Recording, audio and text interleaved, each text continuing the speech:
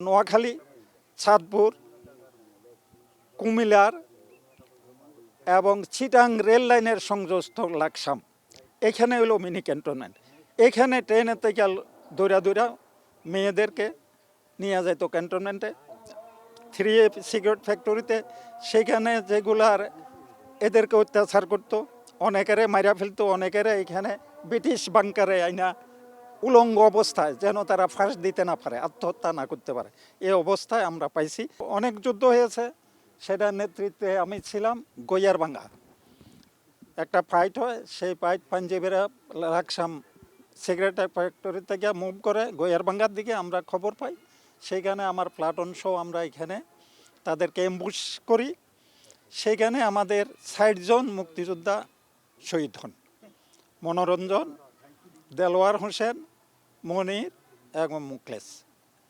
সেই যুদ্ধে 11 ঘন্টা, 12টার পরের থেকে যখন আমরা কাউন্টার অ্যাটাকে পড়ি, আমার সাথে শফিক নামে আরেক মুক্তিযোদ্ধাকে নিয়ে আমি 11 ঘন্টা মাথায় কচুরি ফেনা রাখা পানিতে অবস্থান করি। আমার পাশে বাড়ির লোকজন, এই মুক্তিযোদ্ধারা শুধু আমরা মুষ্টিম মুক্তিযোদ্ধারা দেশ স্বাধীন করছি আমি একমত না।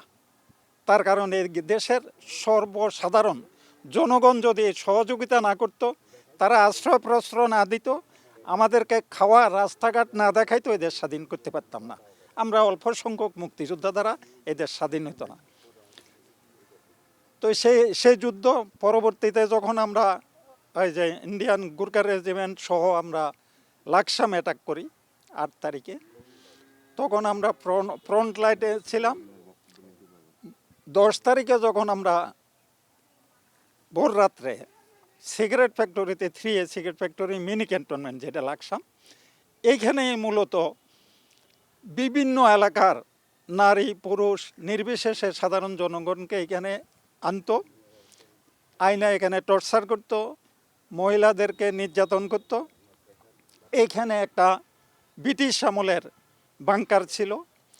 তো সিগারেট ফ্যাক্টরিতে ঢুকার পরে পাঞ্জাবিরা ছিল না, তাদেরকে আমরা পিছু হটাইতে এখানে ঢুকে বহু মহিলাদেরকে আমরা উদ্ধার করি, যাদের বিভৎস অবস্থায় পাওয়া গেছে। অনেক এখানে নিহত, অনেক লোক পড়ে আছে। শুধু কাউন্টার অ্যাটাকের ভিতরে যারা পড়ছে তারাই মারা গেছে। পরবর্তীতে আমরা দৌলতগঞ্জ সামনের ফুলের এখানে পাঞ্জাবিদের সাথে মিত্রবাহিনীর সম্মুখ যুদ্ধ হয়। এরপরে হাসপাতালের সামনে যায়, এখানে অনেক 30 জনের মতো পাঞ্জাবি মারা যায়, যেগুলো ডাকাতিয়া নদীতে ভাসমান অবস্থায় পড়ে ছিল। পরে হাসপাতালের সামনে সেখানে কিছু পাঞ্জাবি আত্মসমর্পণ করে, বাকিরা আরেকটা গ্রুপ চলে যায় নবাব ফয়জুন্নেছা কলেজের ওইদিকে।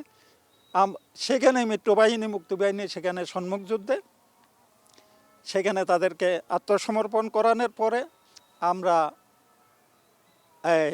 আমাদের এফএফের লাকসাম 4টা সাবসেক্টরে ভাগ করা ছিল মাহবুব সাহেবের নেতৃত্বে, ক্যাপ্টেন মাহবুব। আর আমাদের 2 নম্বর সেক্টর কমান্ডার ছিল খালেদ মোশারেফ। প্রথম এপ্রিলের থেকে সেপ্টেম্বরের থেকে ডিসেম্বর পর্যন্ত ছিল মেজর হাদার সাহেব। তো লাকসামটা যুদ্ধ যেহেতু একটা মিনি ক্যান্টনমেন্ট, এটাতে এফএফের ভিতরে মাহবুব সাহেব 4টা সাব সেক্টরে ভাগ করছে। এই এফএফের ভিতরে কমান্ডার ছিল থানা কমান্ডার আবুল বাশার, আর 4টা সেক্টর কমান্ডার ছিল উত্তরে ছিল রেল লাইনের পূর্ব পাশে উত্তরে ছিল আবু তাহের মজুমদার, দক্ষিণে নাঙ্গলকোট সাইডে আব্দুল মালেক, পশ্চিম পাশে চাঁদপুর রেল লাইনের দক্ষিণ পাশে আবুল বাশার, আর চাঁদপুর রেল লাইনের উত্তর পাশে লালমাই পর্যন্ত হলো মোহাম্মদ আলী। এইভাবে সেক্টর কমান্ডারগুলা, পাশাপাশি যারা বিএলএফে ছিল তাদের ফাইনিয়ার প্লাটুন, এবং তারাও মুক্তিযোদ্ধা, মাত্র তারা অল্প কয়েকজন। আর এফএফ যারা বৃহত্তর লাকসাম, এখন 4টা উপজেলা, আমরা হইলাম 313 জন। আমরা 313 জন, এরা বিএলএফ আছে 36 জনের মতো। এই কত, হ্যাঁ, এই হলো আমাদের মূল মুক্তিযুদ্ধ। এই বৌদ্ধভূমিতে এই এলাকার শুধু না, আপনার নোয়াখালী, চাঁদপুর, কুমিল্লার এবং চিটাং রেল লাইনের সংযোগস্থ লাকসাম, এখানে হলো মিনি ক্যান্টনমেন্ট।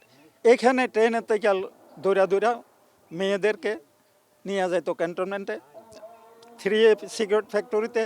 সেখানে যেগুলার এদেরকে অত্যাচার করতো, অনেকেরে মারা ফেলতো, অনেকেরে এখানে ব্রিটিশ বাংকারে আইনা উলঙ্গ অবস্থায়, যেন তারা ফাঁস দিতে না পারে, আত্মহত্যা না করতে পারে, এই অবস্থায় আমরা পাইছি।